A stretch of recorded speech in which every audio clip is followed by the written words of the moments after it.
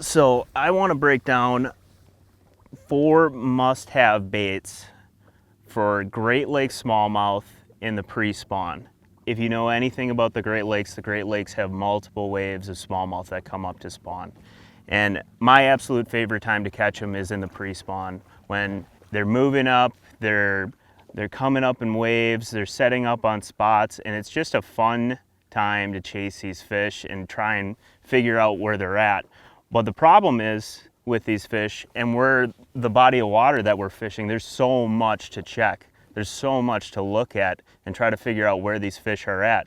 So it's imperative to have a lot of rods on the deck and a lot of moving baits. Moving baits that can be aggressive baits and passive baits. So you're not wasting a lot of time dragging baits on the bottom. So number 1 is gonna be a jerkbait. Dealing with cold water, wind, it is really hard to beat the reaction bite of a jerkbait.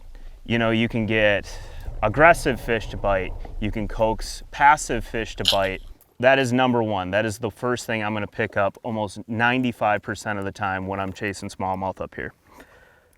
Number 2, if you've been following along the latest trends in smallmouth, the hair jig has kind of become what was an undercover secret of the North is now a main staple in Great Lakes fishing.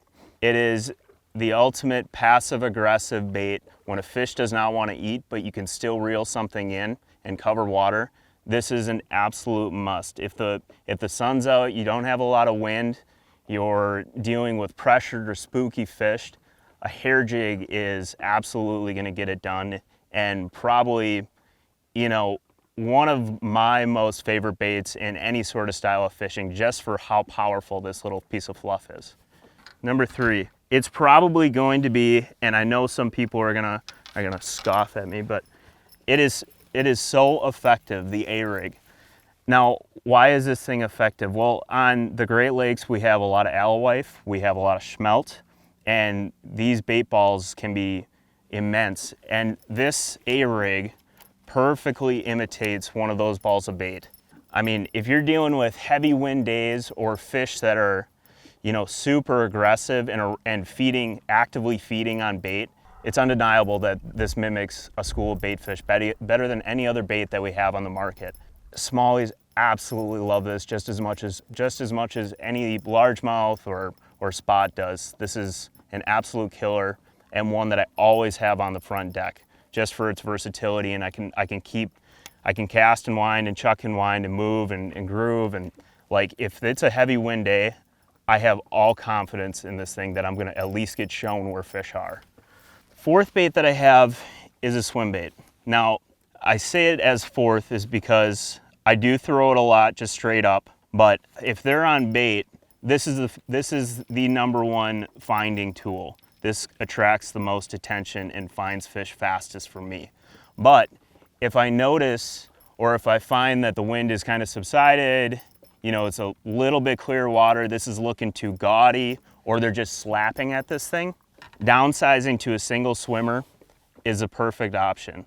It's less intrusive, it's more natural, especially when you're not dealing with, you know, dirtier water from wind and current, whatever. The swim bait in all sizes of heads from 3/8 to a 1/16 ounce will absolutely get it done and is one that must be on the deck. So why is it really important to have a lot of rods on your deck when pre-spawn smallie fishing, or smallie fishing in general? They're moody and they're always on the move.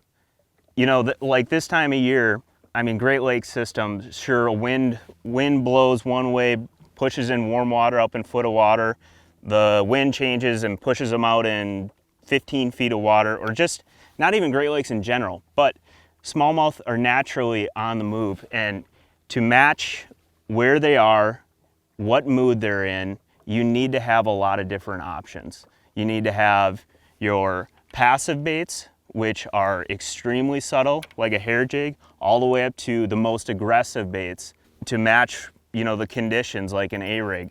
It's important to have multiple options on your deck and realize when the conditions come, what is the best moving bait and what's going to be the most effective for finding fish and not running over and missing giant groups of smallmouth.